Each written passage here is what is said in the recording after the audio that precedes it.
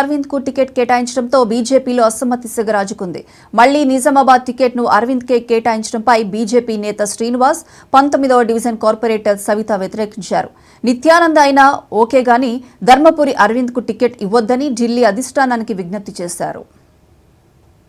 BJP ప్రకటించిన MP జాబితాలో మా నిజామాబాద్ ఎంపీ ధర్మపురి అరవింద్ గారి పేరు ఉండడం వలన ఈరోజు ఇక్కడికి రావడం జరిగింది. ముఖ్యంగా ఏంటంటే ధర్మపురి అరవింద్ గారు చాలా అహంకారి, దుర్మార్గుడు. ధర్మపురి అరవింద్ అంటే దుర్మార్గపు అరవింద్. ఆయన కాషాయం కప్పుకున్న ఓ కసాయి. ఎందుకంటే ఎప్పుడు ఎవరికి అందుబాటులో ఉండడు.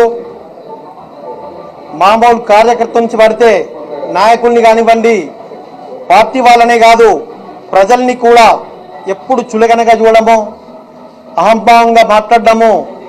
ఇంత టెంపర్ ఉన్న వ్యక్తి భారతదేశ పార్లమెంటులో ఏ పార్లమెంట్ అభ్యర్థి అయి ఉండడు.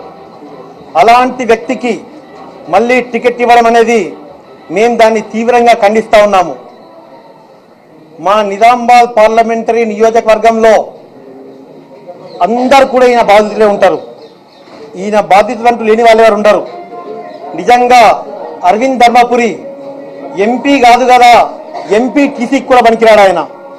అలాంటి వ్యక్తికి మళ్ళీ టికెట్ ఇవ్వడం అన్నది భారతీయ జనతా పార్టీ తప్పుగా భావిస్తున్నాం మేము.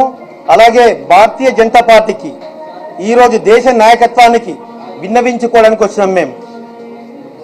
ప్రకాష్ జీని కలుస్తాం మేము, అలాగే నడ్డా గారిని కలుస్తాం మేము, అలాగే మోడీ గారిని కలుస్తాము, అమిత్ షా గారిని కలుస్తాము. ఎందుకంటే ఈయన అహంకారము, ఈయన బిహేవియర్ అనేది చాలా మందికి తెలియాలి.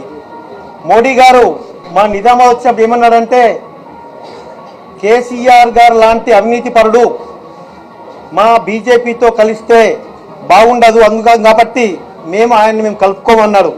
అలాంటిది అరవింద్ను మోడీ గారి పక్కన, అమిత్ షా పక్కన, పెద్ద పెద్ద నాయకుల పక్కన పార్లమెంట్లో కూర్చోబెట్టుకోవడం అనేది చాలా దుర్మార్గం. కావున దేశ నాయకత్వం ఆలోచించి ఖచ్చితంగా అరవింద్ మార్చాల్సిందే. ఇది నా ఒక్కడి వాయిస్ కాదు, నిజామాబాద్ పార్లమెంటరీ నియోజకవర్గంలోని 15 లక్షల మంది ఓటర్ల వాయిస్ ఇది.